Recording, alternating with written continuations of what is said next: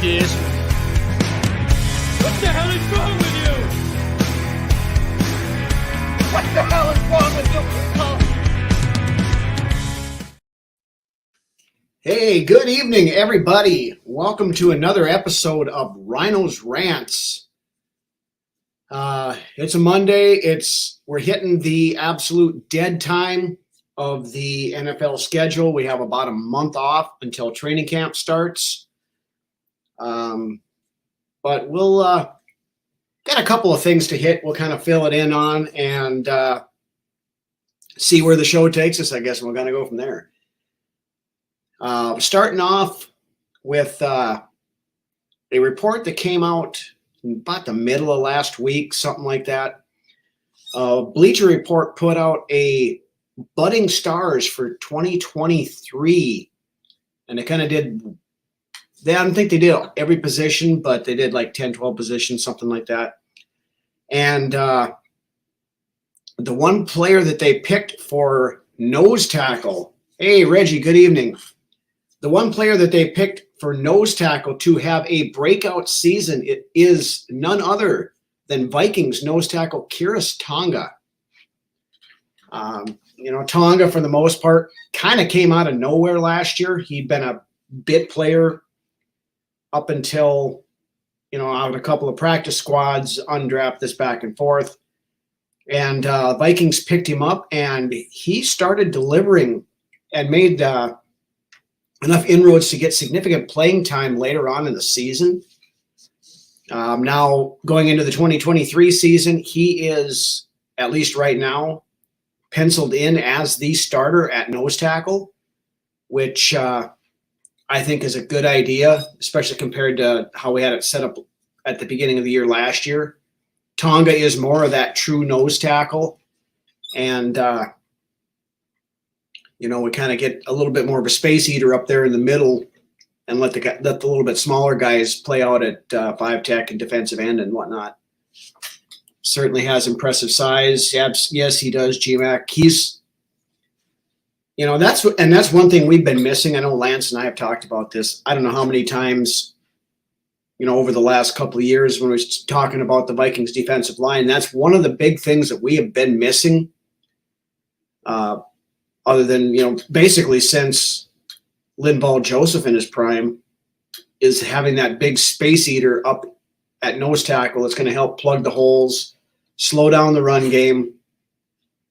And, Bleacher Report seems to think that Tonga can be that guy. And honestly, I think he's due for myself personally. I think he's due for a good year this year too. In 2022, he played 276 snaps for the Vikings and earned PFF's 13th best interior lineman grade at a 77.8. So he did make the most of his opportunities, once he started getting them, and basically forced the coaching staff to give him more playing time. Hey, good evening, Ken. Let's hope they can use speed and depth on the defense. I think that's one thing we're going to see a lot more of this year than we did last year with Donishell and his pseudo-prevent shell, three-high shell coverage, cover nobody defense. That's one thing that Brian Flores' defense has always been predicated on is speed and getting to the quarterback, pressuring the quarterback, knocking him off his marks. And, you don't give that guy time to throw, you're going to make him uncomfortable. He's going to make mistakes. Hey, good evening, Ray. But as far as Tonga goes, if he turns out the way these guys are talking and all that other stuff, I mean, he's $940,000 is what we're paying him this year. That could be an absolute steal if he continues to develop the way he has. Worthless Opinion, good evening. Thank you again for joining us, everybody. Glad you guys can all make it. Now, so kind of basically what we're looking at up on the front right now as far as the defensive line goes. Your starters are going to be Harrison Phillips on the one side, Dean Lowry probably on the other side, and Tonga is going to be your starter at the nose. Now, we'll talk about this in a minute when we start talking about minicamp wrap up. You got some of these young guys that are going to be pushing for playing time. Jacqueline Roy is one of them. And, we've got all these other guys. We've got Bullard, and we've got, is it TJ Smith, I think, is still here, isn't he? Or Ross Blacklock, James Lynch, bunch of guys up front there. Think we got this next year. Very good chance. Good evening, Sean. Welcome to the show. Glad you could make it. I know you hear all the stuff that the Vikings aren't going to be actively trying this year, especially if they end up trading Danielle Hunter. It's a yes and a no. I mean, for some reason, especially like a lot of the pundits and everything, don't get the idea of this competitive rebuild thing. I mean, you look at a lot of these other teams out there, the successful ones, they do this. They, rotate guys in and out. They get rid of the older, overpriced guys. They have new young guys coming in to take their place. And it doesn't seem like they're that up in arms about it when somebody else does it. But when the Vikings do it for some reason or another, the Vikings all of a sudden have an identity crisis, and the ones that were calling us frauds at 13-4 last year are now saying, why the hell are you getting rid of all your good players and this, that, and everything else? And it is seems like the Vikings can never win with the national media, but need a Mulaney jersey. That is on my list of older ones to find, GMAC. I just have not had a chance to come across one yet. I could probably have one custom made, that out there somewhere, and you can probably get them. I know you can go to NFL Shop and order one if you wanted to, but I believe that would come with the new numbering system. And if I'm going to get one, I need to get the old style one. Get a hold of Mark and have him autograph it for me. That'd be pretty cool. We could hang it up in the background back here. Just worried about the defense because we got rid of some good players. I mean, honestly, Sean, I get what you're saying. I do. But we were depending upon what you were looking at, we were anywhere from 27 to 31st ranked defense last year in various different categories. We couldn't get much worse than we already were. So, there's only one way to go, and that's up. And I've made a mention of this before too. I believe Brian Flores by himself is probably worth about 7 positions in defensive ranking. So just that alone brings us up to 23rd, 24th, something like that. And then getting younger on defense. I mean, Eric Kendricks, great player, but he was not a fit for a 3-4 defense, especially at his age. Now, him going back to more of that 4-3 style, playing like that in San Diego, or sorry, LA with the Chargers, I wouldn't be surprised at all to see Kendricks have a bit of a resurgence this year, but that's what he's more suited for than what we had him playing last year, especially having to chase those speedy slot guys and tight ends and stuff across the field. He just doesn't have the speed for it anymore.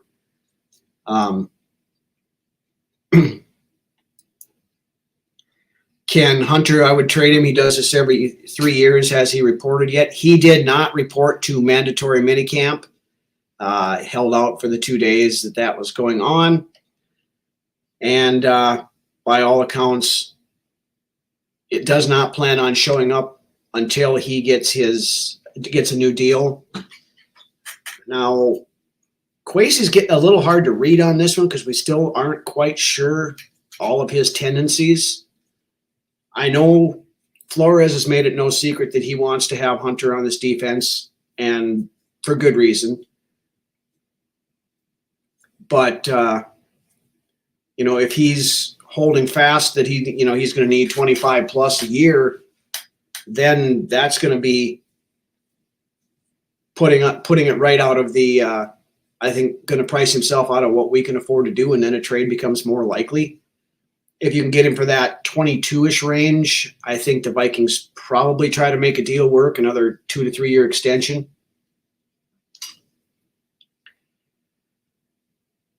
Bet Jared Allen would be a fun interview. Oh, I guarantee that would be the case. I would love to get Jared on the show just to talk sometime. Kirk is still with us. Yes, he is. He's here for one more year at least yet. Thomas, good evening. Is the idea of franchising Hunter ridiculous? It's too late to place the franchise tag on somebody, and you can only franchise them if they are a pending free agent. So we wouldn't have been able to do it this year. Now, we could franchise tag him conceivably after the end of this year, but that's going to put you up to 25 plus. So you're going to have to pay him in 2024 if you did that. Killed it last year besides the playoffs. Yeah, I mean, that's fair. That's fair. He did, and eight fourth quarter comebacks and all that other stuff. Kirk wasn't the problem last year. The biggest problem in the playoffs was old Kirk happened to show up at the worst possible point in time. But Thomas, welcome to the show. You think the Vikings have a lot of good young linebackers? Might be hard to get some on the practice squad. I think there's a possibility of that. Middle linebacker, we're a little thinner at. I mean, we have, of course, Brian Asamoah, I believe, is going to inevitably be the starter come opening day. The guy from that we picked up from Troy Reeder, the guy we got from free agent from the Rams, he was running with the ones in minicamp, but I think Asamoah ultimately makes it. Ivan Pace Jr., I believe, makes the 53-man roster. Jordan Hicks is going to make the roster unless somebody completely outplays him.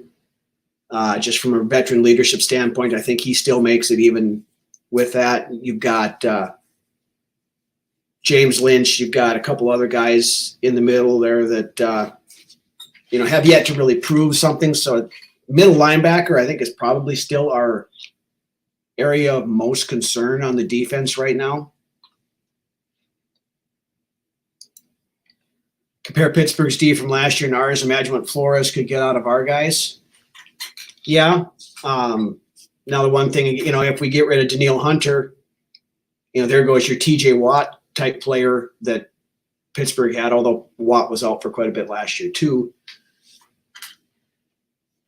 Bill's game was awesome. It absolutely was awesome. That was a hell of a game, a hell of a comeback.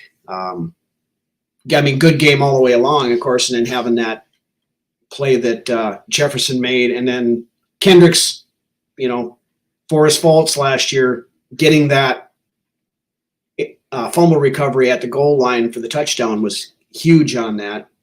Hey, Justin, good evening.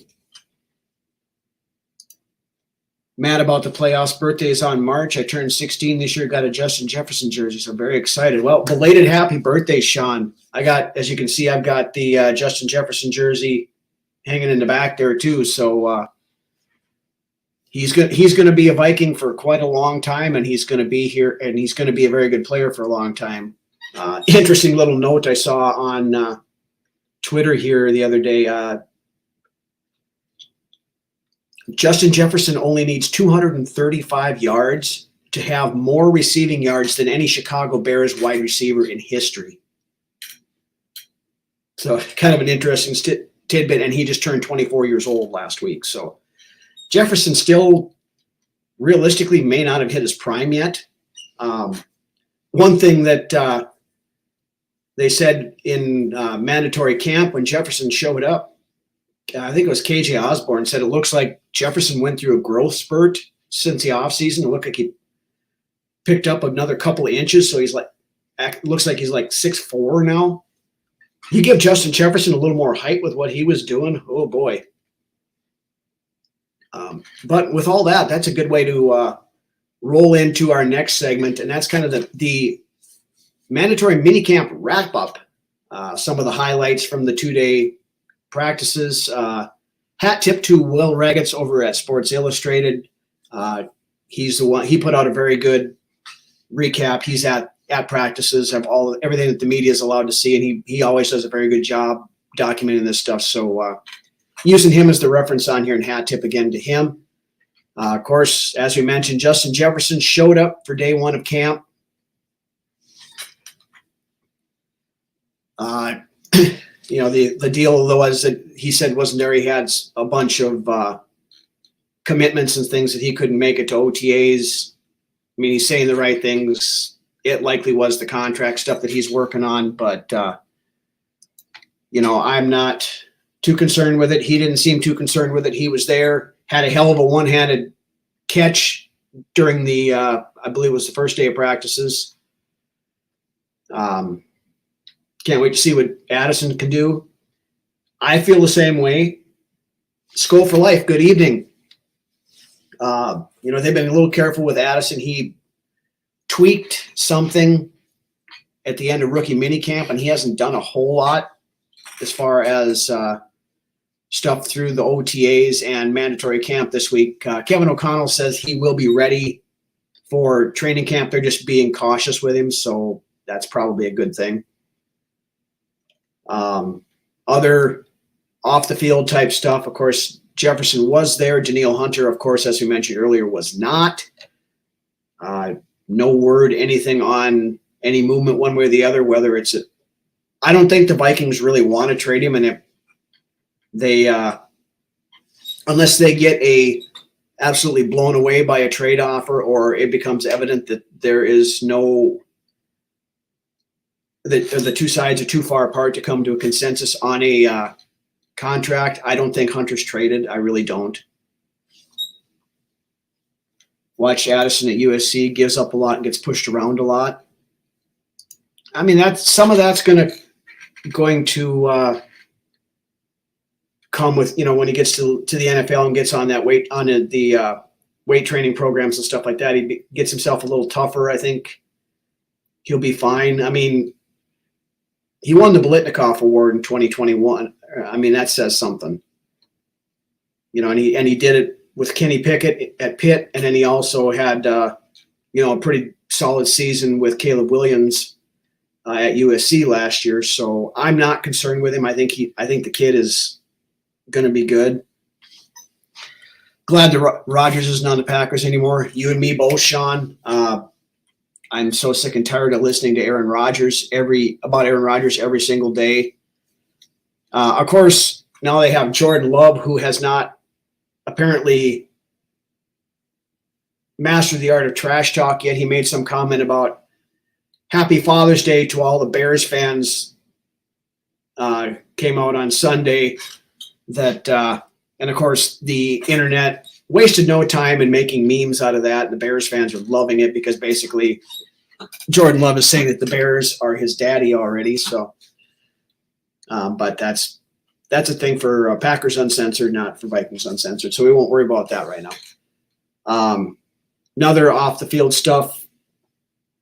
Kirk Cousins, Judd Zulgad had quizzed him on contract stuff. Kirk said he doesn't expect any potential extension talks or anything like that to happen until after the season's over. The running back core, of course, now the Dalvin Cook saga is over and done as far as the Vikings are concerned. So Alexander Madison taking over as running back one. Raggets is saying that the running back competition is wide open, but right now Kene Nwangwu has stepped up basically as RB2, was getting a fair amount of playing time during the minicamp and during OTAs, and has looked pretty good from what all accounts. I mean, I kind of expected Ty Chandler to jump into that second spot.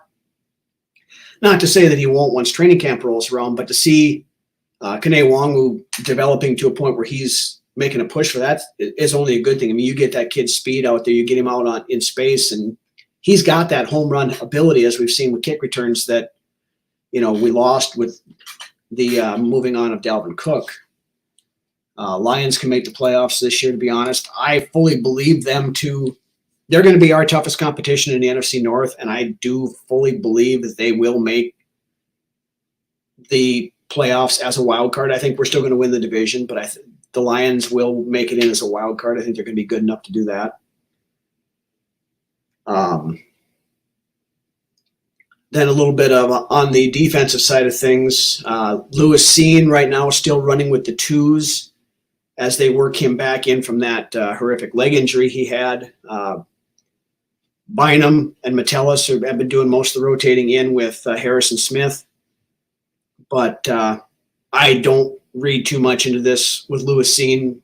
Like I said, they're still working him back. I mean, the kid had to stay in England for an extra week last year after that when he broke his leg in that game against the Saints over there. So the fact that he's at full speed and practicing period right now is a testament to both him and to the Vikings training staff, I think, to get him recuperated and, back at playing speed again. And by all accounts, Harrison Smith made a comment that if you didn't know that he was hurt, Harrison said, I forgot he was hurt for a while, as well as he was moving around out on the field. So that's a good sign for sure. At the linebacker spot, as we mentioned briefly earlier, Troy Reeder right now is your starting inside linebacker next to Jordan Hicks. But Asamoah most likely will probably take over that spot by the time the season rolls around. I look for very big things out of Asamoah this year. School for life, take it slow with Seen, absolutely. We got plenty of time yet until the regular season rolls around, so I'm not worried with that at all. Same thing with Asamoah. Reeder's a good linebacker, and he's going to be good for depth. And if some of these other guys show out, he's still got that veteran leadership too. If they decide they wanted to move on from Jordan Hicks for some reason or another, if Ivan Pace shows out and takes over that other starting job, friends say they're going to get blown out by the Chiefs. Think we can do it? The Chiefs right now are the gold standard in the NFL. They absolutely are. Patrick Mahomes is a generational talent. When it's all said and done, he's going to be one of the, he's already mentioning right up there. Patrick Mahomes is going to be one of the, if not the best quarterbacks to ever play the game. I fully believe that. The guy is just unreal. But, we get a chance at the Chiefs this year. And, I said it last year. I didn't think that the Vikings had a shot in hell against Buffalo, and we went to Buffalo and won that game. We get Kansas City at US Bank Stadium, which is also going to help. So it's that any given Sunday thing. We'll see what happens. Thomas, who's been the biggest surprise so far this offseason? Probably. Well, that's a good question. Wong deserves a little consideration, saying he's moved up to running back 2. But we'll talk about this one here. This one probably is one of the Jacalyn Roy in the mandatory camp was getting significant run with the number 1s. He was he a 5th round pick, or was he a 4th round pick, 5th round pick? Didn't really expect him to be pushing for significant time with the 1s quite this quickly. The fact that he's doing that, I think, is significant, and it only bodes well for us in the future. If he is the real deal and can at least play a significant rotational role in that defensive line, it's only going to help us out. But probably the biggest one, and I don't know that it's necessarily a surprise, but by all accounts, Jalen Naylor has really shown himself out, really taken a jump in year 2 at the wide receiver group. He's solidified himself by all accounts as wide receiver 4 right now. Of course, you have Jefferson right now. KJ Osborne and Jordan Addison are going to be fighting back and forth for that wide receiver 2, wide receiver 3. But Jalen Naylor's right there in wide receiver 4. During OTAs, they said he caught more passes than any of the other wide receivers out there. He was playing, of course, Jefferson wasn't there. And Jordan Addison was sidelined with his little injury of whatever sort. So it was KJ Osborne and Jalen Naylor were getting the lion's share of the reps. And they said Naylor was all over the field. He was making plays. He was, and the kid's got speed.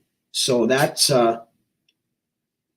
there again, that's another nice little feather to have in the cap. If you can, you've got those guys as a 4 wide receiver set, or, being able to rotate them in and stuff so you don't have a ton of drop off. If, Naylor has to come in and play a few snaps, it's not going to be like you're going from Justin Jefferson to Laquan Treadwell or something like that. It's good to have depth, especially at positions like that. Beyond that, looking at the cornerback room, Caleb Evans looks to be asserting himself in one of the starting roles at cornerback. By all accounts, he's looked very good this year.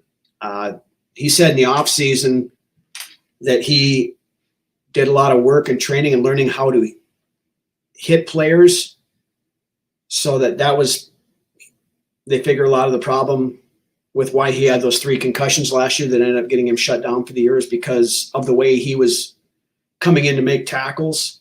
So, by using the shoulder more and trying to keeping his head up and out of the way. And he said he's worked on that a lot. So if he can stay healthy, I think, it's a good sign there. Of course, we have Byron Murphy that we signed from the Arizona Cardinals. That's going to be in there working. Now, Murphy plays both slot and outside, so he'll play in one of those 2 spots.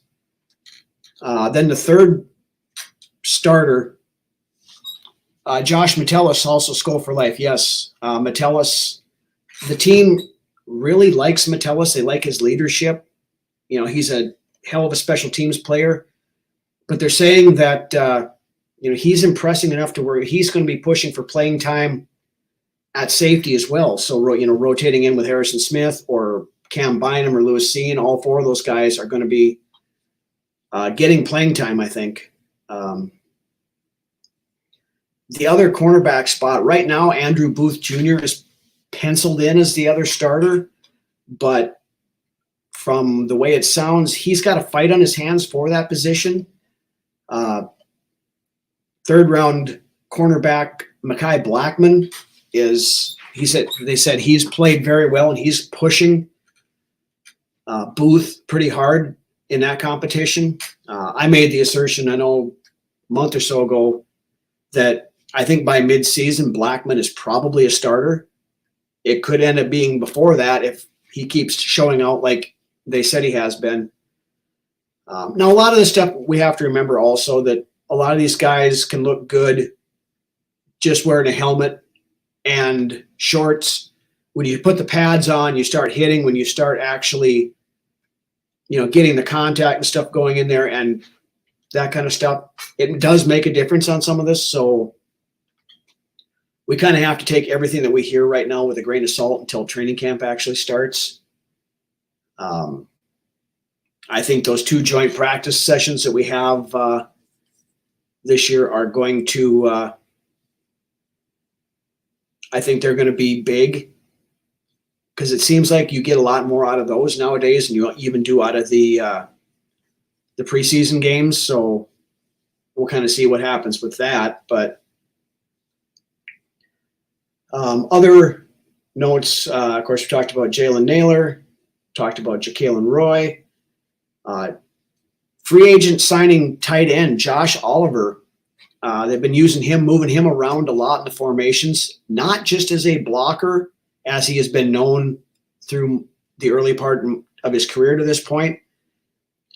He's a pretty good pass catcher too, the way it sounds. So, if you have that versatility at a tight end position, you start doing 12 personnel and things like that, that's going to open up, play action out of the run formation, or maybe by some stroke of miracle that we can actually make a tight end screen work this year, maybe. I think that Kevin O'Connell is going to be able to open up his offensive playbook a lot more this year than he did last year. We'll see, I guess, what happens when we get into it. But, I think we can be a little more balanced. We can hopefully eliminate those large chunks of the games where we typically would go into a shell for 2.5 quarters like we did last year. If we can avoid that, this offense is going to cause a lot of problems for a lot of people. But anyway, other mini camp notes here. As it sits right now, Nick Mullins is the definite number 2 quarterback. Of course, we have Jaron Hall, who they've been working a lot with, but he is not in a position yet, anyway, to try to take number 2 away from Nick Mullins, I guess. Josh, all the offensive weapons are nice, but what about the O-line?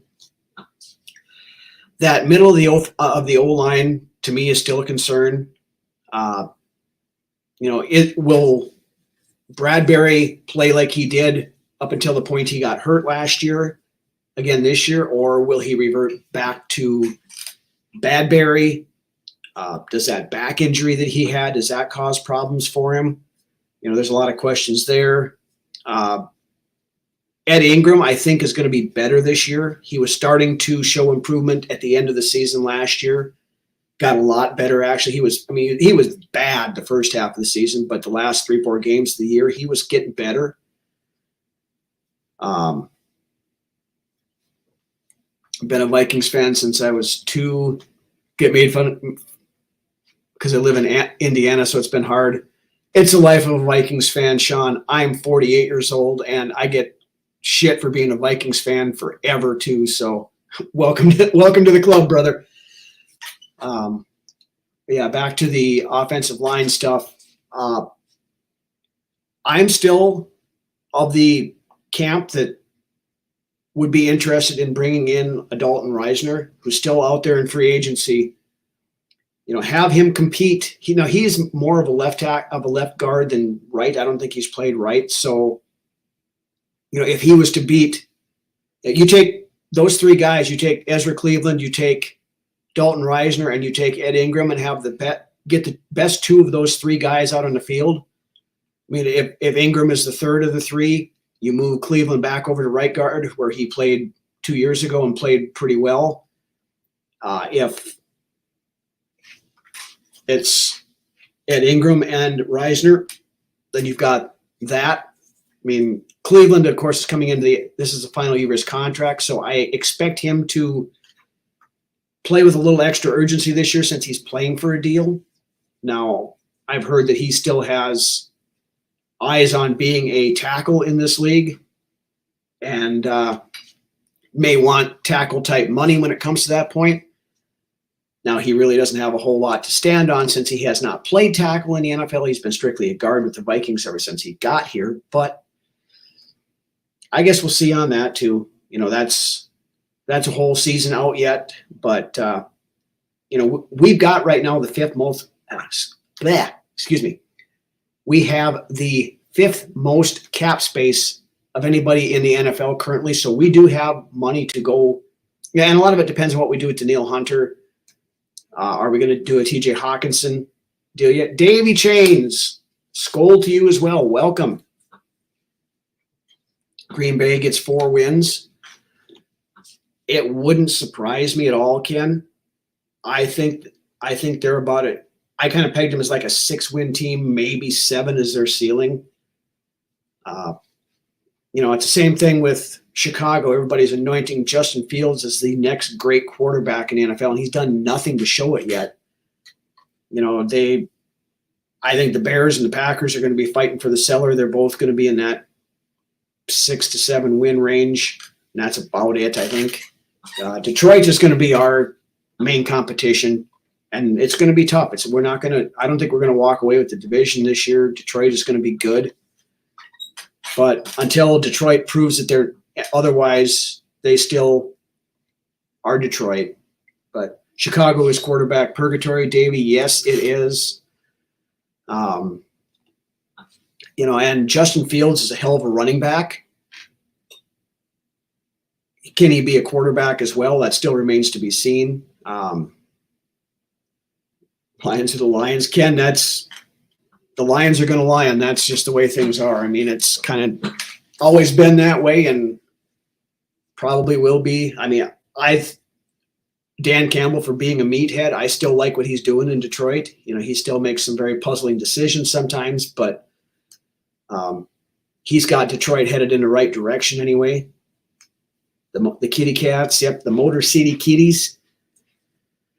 But I mean, they got some good players now. They've got 4 guys that got suspended for their gambling stuff, so that's going to affect them a little bit. The fact that they took Jahmyr Gibbs in the first round was a little bit puzzling. Fields, Bobby Douglas, enough said. Yeah. But beyond that, Green Bay doesn't scare me at all. Chicago doesn't scare me at all.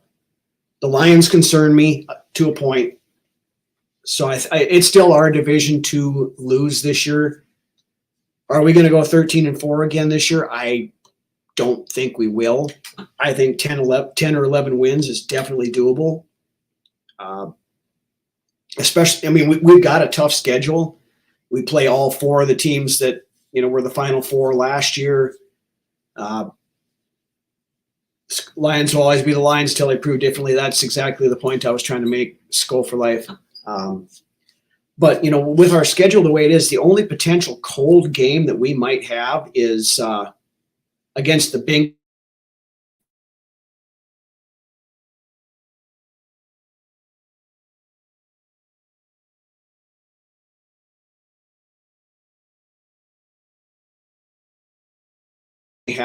Okay, I'm back.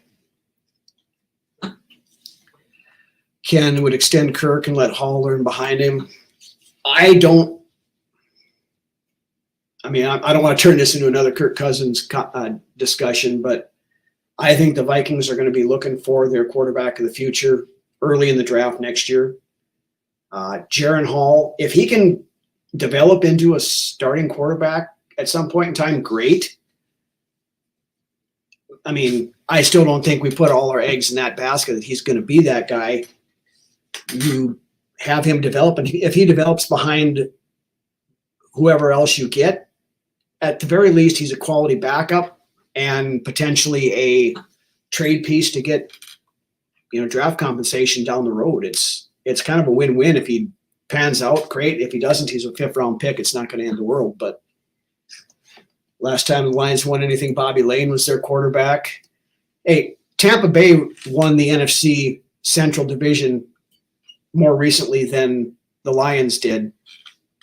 The Lions have not won it since it was the North. The last time they made the playoff or won in the playoffs was 1992, I believe.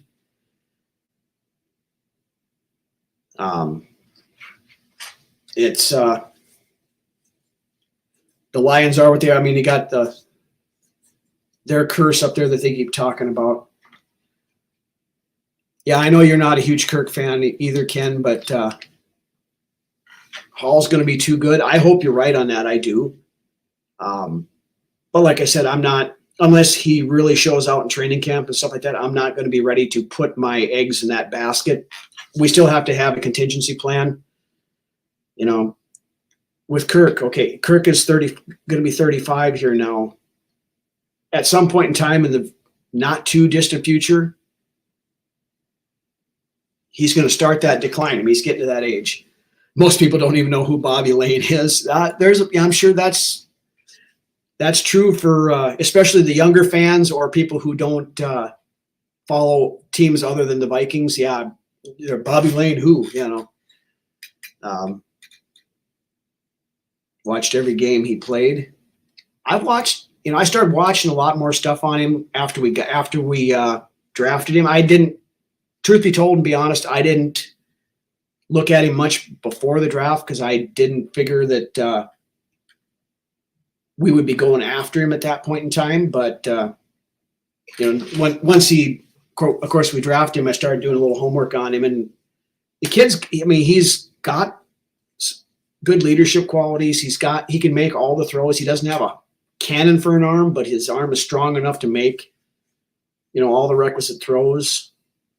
Takes care of the ball. He doesn't make a lot of dumb decisions as far as throwing interceptions and things like that. Now it's going to be a transition to see how he adapts to the NFL. I mean, played in a fairly pro-style offense at BYU, so there is that he's got going for him. He is mobile. He's got he can extend plays with his legs, but he's still the pocket quarterback first. So I mean, there's potential there. I want to see more before I'm ready to anoint anything. He's another Russell. I mean, if he can be Russell in his prime, sure. If he was Russell Wilson from last year, I will pass.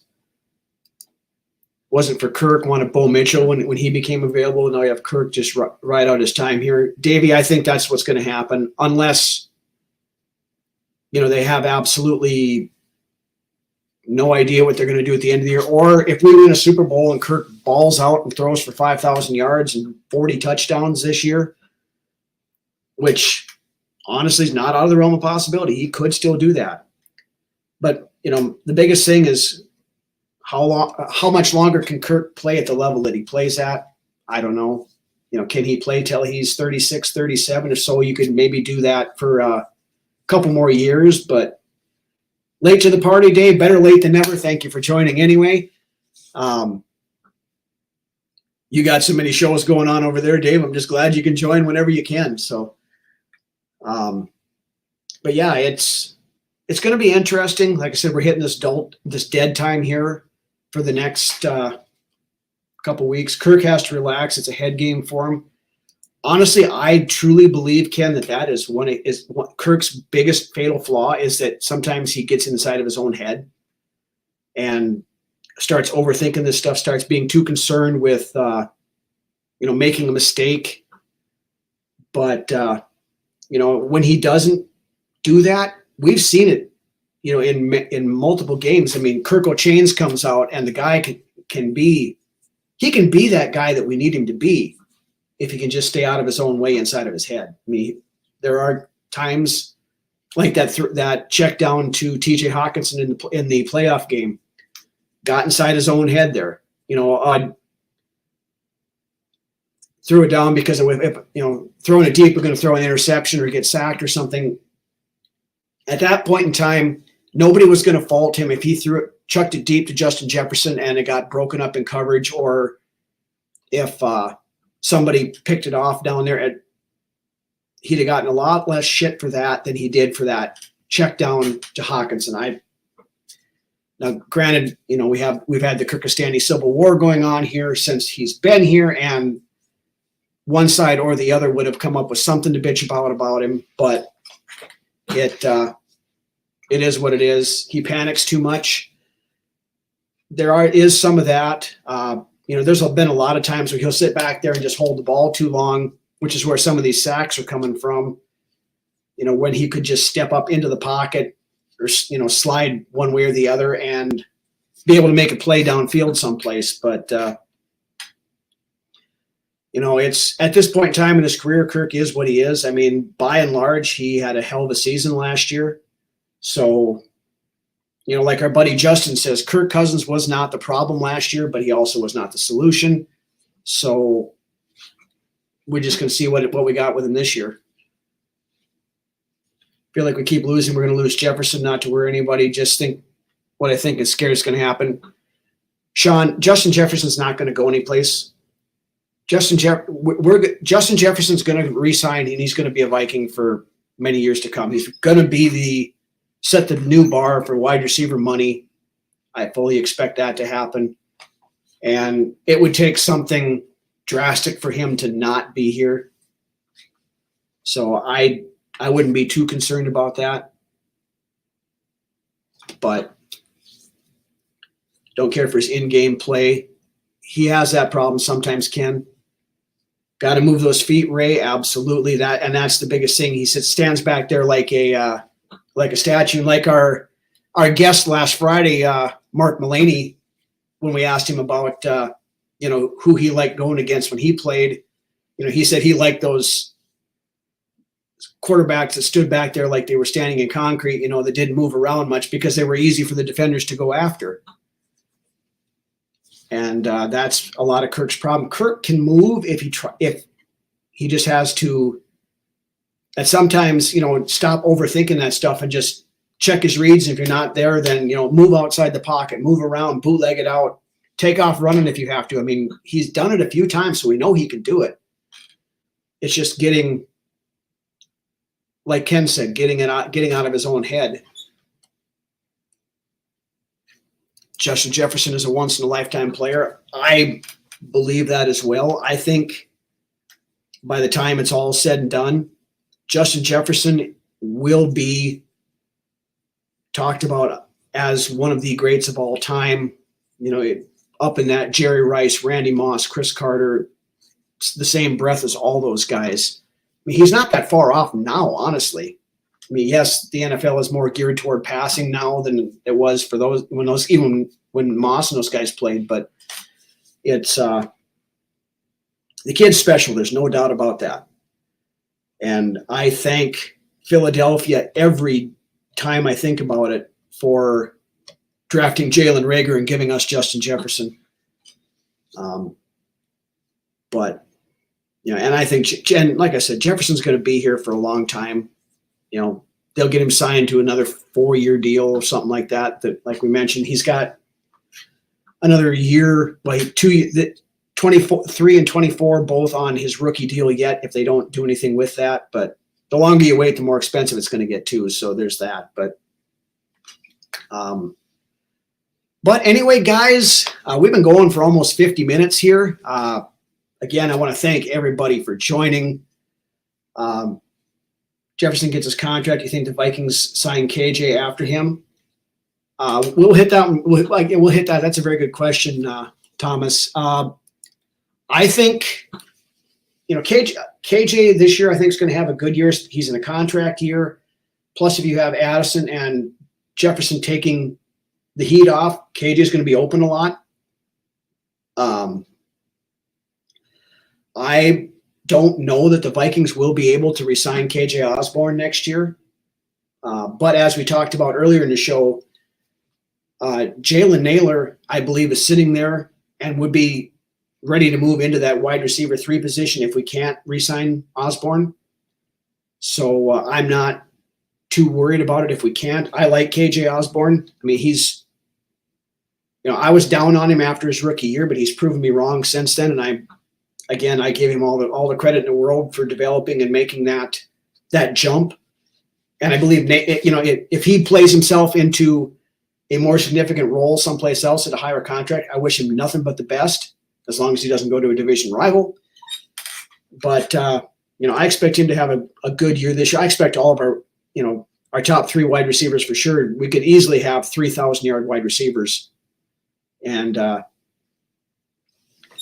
Naylor's a faster Diggs. Yeah, he's definitely faster, and I think he's less of a headache than Stephon Diggs too. Speaking of your Reagor's another headache. I don't know that Jalen Reagor makes the team. I honestly don't.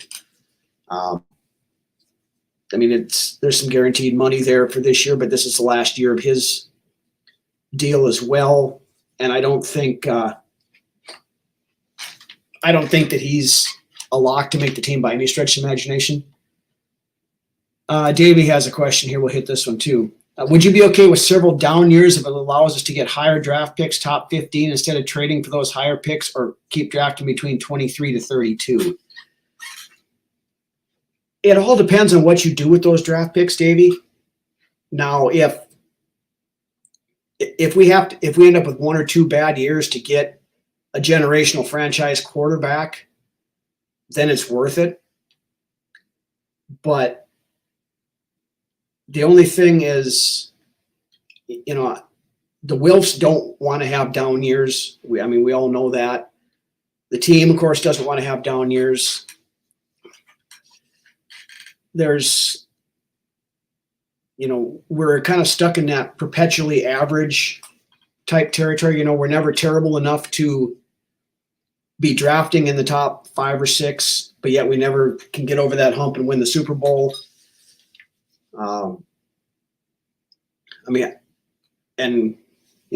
Quasey's come out talking about the competitive rebuild all the time. They don't want to. They're not going to tear it all down to the studs and start over like the Bears did last year. I fully believe that competitive rebuild thing is not just a talking point. I believe that they want to stay competitive and roll the roster over and do it. And good teams do that. You don't have to tear it all down to start over. Kansas City did that. They continue to do it. It just comes down to having a good front office, a good coaching staff that are able to find players to fill the voids when your established stars start getting older or get more expensive and that kind of stuff. But yeah, I don't necessarily, I guess, want to go down that road of sucking for several years just so we get high draft picks. I'm of the mind right now that I'm okay giving up a couple, you're going to give up 3 first-round picks and something else to move from, say we're picking in the low 20s again next year like we did this year, moving up to go get that quarterback of the future, one of the, somehow you can get up to get Caleb Williams or Drake May or one of those guys up there. I'm fine with giving up the draft picks to go do that. And, if something happens, we end up trading Danielle Hunter, there's more ammunition to go towards that kind of thing. But I prefer for the team, I guess, to be competitive and trying than to be the Cleveland Browns, in the purgatory of perpetual suctitude, or, like the Lions were for decades, like, Houston has been for God knows how long. Stuff like that. I want to be entertained watching the games. I understand the thought process with a lot of this stuff, but Ken, you have to know when it's time to let older players go. Absolutely. The Vikings have always been a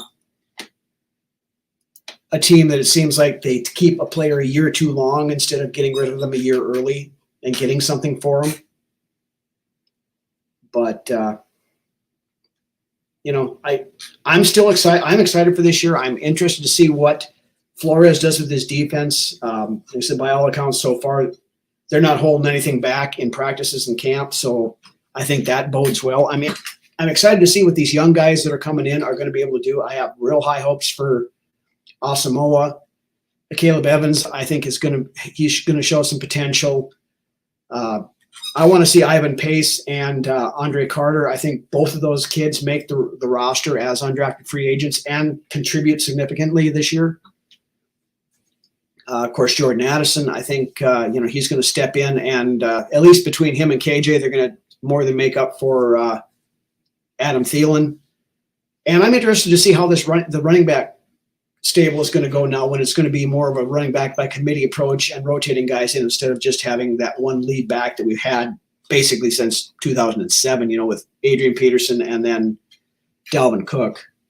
But anyway, guys, we're pushing 55 minutes here, so we're gonna call it here for the evening, and I guess I don't have much else to talk about. So quick programming note, though, there will not be a Brunswick's Best or Vikings Uncensored Friday show this week. Lance is dealing with some personal stuff that he's got to get taken care of first, and we're going to let him keep his mind on that kind of stuff and deal with the important things first. And we'll be back with another Ryno's Rants on Monday, though. And if we have any news as far as a Danielle Hunter deal or something like that, I'll put out a live show we'll talk about that.